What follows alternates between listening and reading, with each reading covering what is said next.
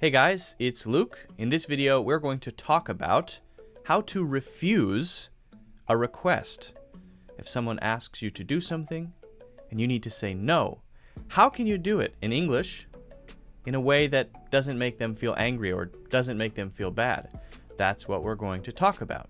Before we do, make sure you hit the subscribe button if you haven't already. Hit subscribe. Also, if you like the video, why not give it a like? Hit the like button as well. Okay, let's begin.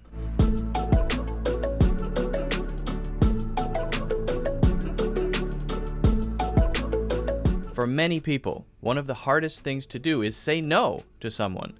Someone asks you to do something with them, or someone asks you to do something for them, and you need to say no. It's awkward, it's uncomfortable, it's hard. Sometimes you need to say no. Sometimes you really want to say no, but you say yes because you don't know how to say no, right? In a way that won't upset them. So we're going to talk about in this video the ways to say no to someone, the ways to especially refuse a request, something someone has asked you to do without making them upset, refusing politely. Now, after we look at the phrases we can use to refuse politely, we will also talk about the phrases we can use to refuse directly, which may sound rude, may come across as rude, but you should still know them, right? Just in case you need to refuse someone and you don't care about their feelings. For this kind of lesson where we're learning the same type of phrases for the same type of situation, I think it's best to focus on one thing. So we're going to talk about one request, okay? I'm going to use something that I come across pretty often. I'm going to use something from my own life, and then we'll go through the phrases, okay? Now, one of the most common things that people ask me to do for them is edit their papers, edit their work. Sometimes someone will just add me on Facebook or add me on WeChat or whatever and say, hey, will you please correct this for me? Now, if that's one person who's asked me that, right, maybe every 3 months, I might begin to say, yeah, okay, I can do it. I don't know you. I don't know why you're asking me to do this, right? But maybe I would. But I get asked a lot. And if I said yes to everybody, it would take up all my time. So I say no to everybody. Also, I'm an English teacher, not an editor, right? Now you know my policy. One thing we can do is talk about how busy we are. Now, I know that's pretty subjective. What does busy mean? But if you feel like I don't have time to do this, then you can say you're too busy. So you might say, unfortunately, I'm really slammed this week. If you want to just make it about this week, I'm really slammed. That means I'm super busy. I have so much to do. I really don't have time to do this thing. Could you please help me correct the paper I wrote? I'm really sorry. First, I'll start with that. I'm really sorry.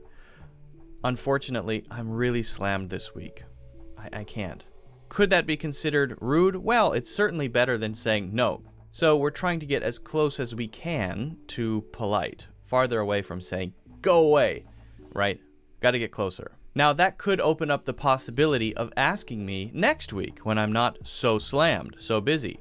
Another one that's similar to this might be, I don't think I can, which means I can't. I don't think I can, at least not this week. I've got a lot going on. Also means I'm busy.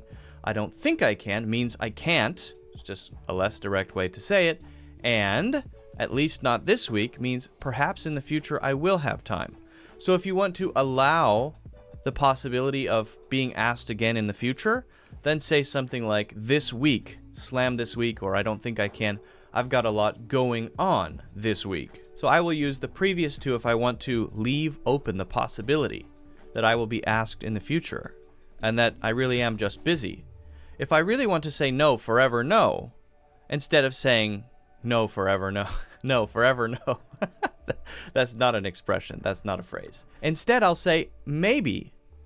Now, this is a very good way to start something because you're saying it gently, but your meaning is straight.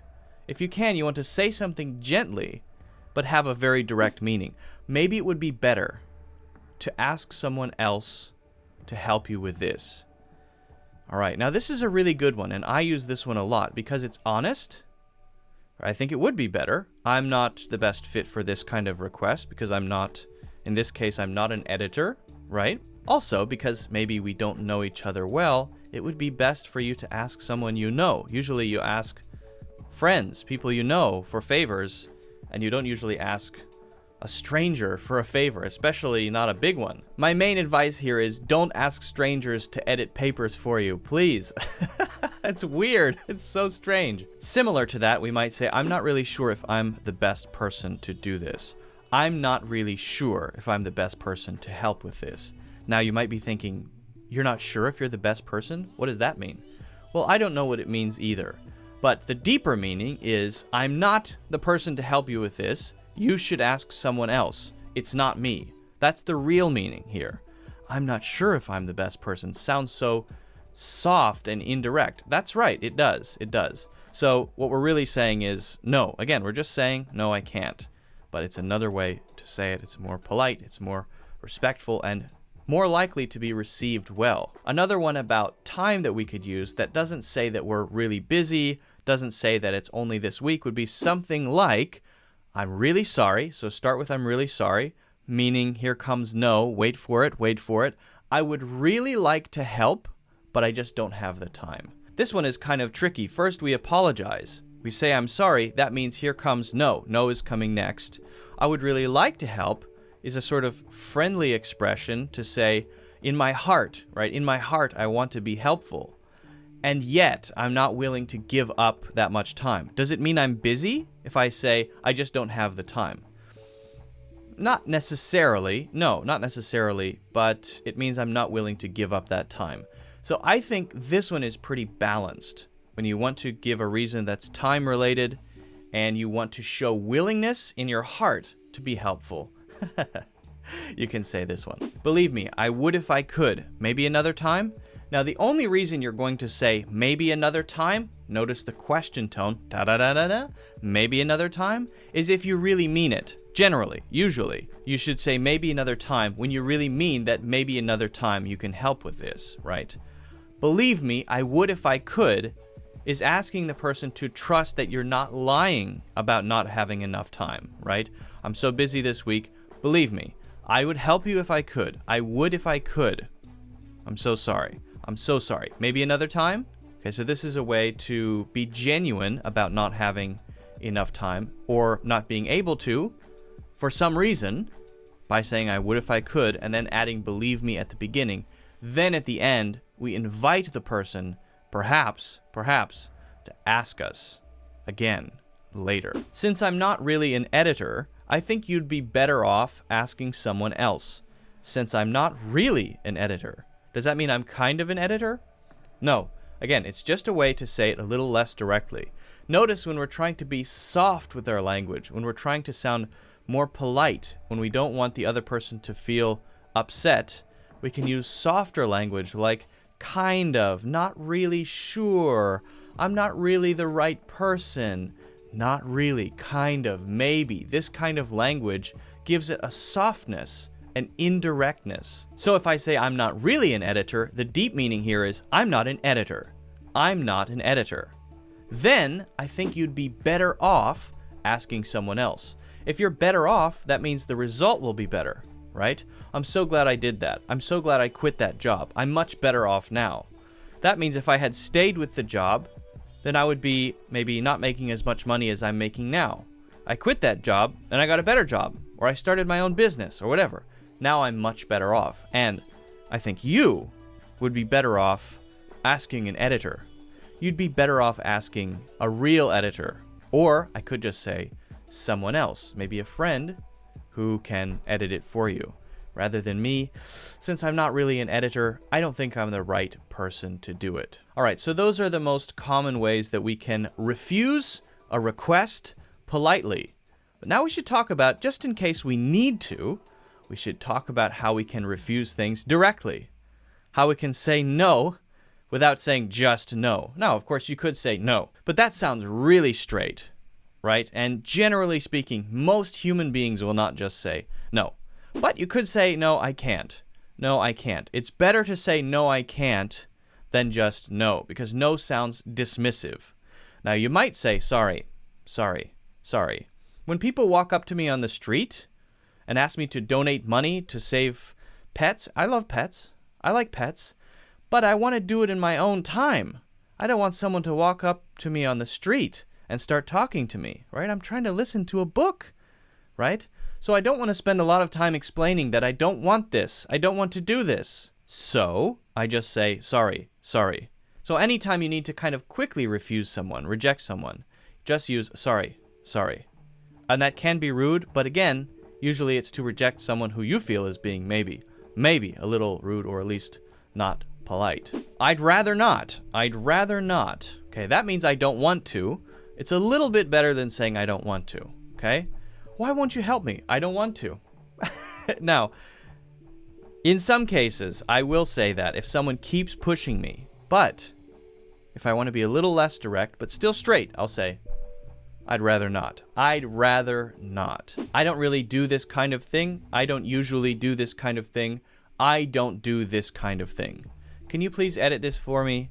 I spent a long time working on it, and I just need someone to edit it. I'm sorry. I might add I'm sorry there. I don't really, adding really to make it a little softer, I don't really do this kind of thing. Maybe it's better, then I can add maybe it's better to find someone else. Sorry. Again, sorry. So that one could be used by itself or with the other phrases that we've talked about so far in this video. Now, the most direct way to say this, and this is the last one I'll talk about, is I'm a teacher, not an editor. Now, that one might make someone feel a little bad, right? Sometimes I've had to say it, right? Just to explain the reason. Usually it's part of a whole explanation. It's part of these other phrases that we've talked about where I'll use that maybe to explain it. I won't just say I'm a teacher, not an editor. So you got to be careful when you say no to people. I think it's a good idea to say no, and to know how to say no, you need to. Because if you say yes to everything because you're afraid to say no, you'll never have time to do your own thing. You'll never be able to focus. You'll always be distracted. So I believe that knowing how to say no is very important, but you also have to know the right way to do it so that you're not making people angry at you. Now, I'm not suggesting that you do the last few I've talked about.